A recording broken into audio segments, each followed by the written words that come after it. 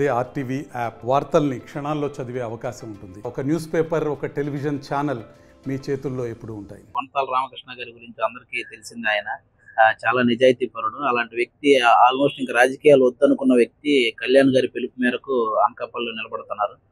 మరి అలాంటి నిజాయితీ గల వ్యక్తికి అందరూ గాజు గ్లాస్ గుర్తు మీద ఓటేస్తారని ఆల్మోస్ట్ ఎక్కడ తిరిగినా కానీ ప్రజాస్పందన అయితే చాలా గట్టిగా ఉన్నారు.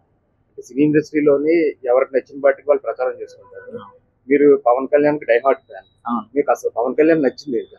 ఆ పవన్ కళ్యాణ్ గారి ఆయన సిద్ధాంతాలు ఫస్ట్ నుంచి కూడా, ఆయన పార్టీ పెట్టినప్పటి నుంచి కూడా ఆయన అనుకున్న సిద్ధాంతాలు కానీ, ఆయన చేసిన, ఆయనకి అసలు అధికారంలో లేకపోయినా, ఆయనకి ఏ విధమైన రాజకీయ అధికారం, ఒక ఎమ్మెల్యే కానీ ఇలాంటివి ఏమీ లేకపోయినా కానీ సొంత డబ్బుతో ఎంతో మంది ప్రభుత్వం చేయాల్సిన పనులు కూడా ఆయనే చేశాడు. చాలా మందికి సహాయ కార్యక్రమాలు చేయడం కానీ, కౌలు రైతులకు కానీ, ఇలా కష్టాల్లో ఉన్న, ఇప్పుడు విశాఖలో బోట్లు కాలిపోయినప్పుడు వాళ్ళకి కానీ, ఇలా ఎన్నో సహాయ కార్యక్రమాలు ఆయనే చేశాడు. మీరు కూడా చూసి ఉంటారు.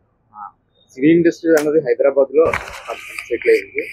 అంటే ఆంధ్ర విషయానికి వస్తే ఎక్కడైనా పర్వాలేదు, కానీ ఏంటంటే సినీ ఇండస్ట్రీ అన్నది రాజకీయం సంబంధం లేదు. కానీ పుట్టింది ఆంధ్రాలో.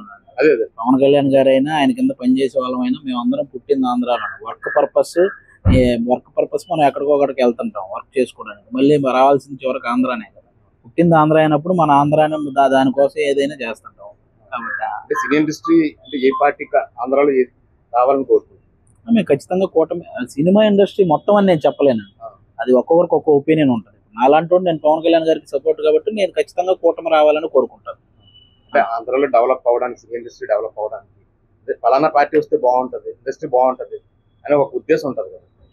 అదే అండి, అది సినిమా ఇండస్ట్రీ పెద్దలు దాని గురించి మాట్లాడతారండి. నా వరకు నేను కళ్యాణ్ గారికి ఫుల్ సపోర్ట్ కాబట్టి, కళ్యాణ్ గారు ఎవరిని ఇప్పుడు కూటమిగా ఆయనకు రావాలనుకుంటున్నాడు కాబట్టి అదే రావాలని నేను కోరుకుంటాను. మరిన్ని వీడియోస్ కోసం ఛానల్ ని సబ్స్క్రైబ్ చేయండి. లేటెస్ట్ అప్డేట్స్ కోసం వాట్సాప్ ఛానల్ ని ఫాలో చేయండి. అండ్ లింక్ డిస్క్రిప్షన్ లో ఉంది.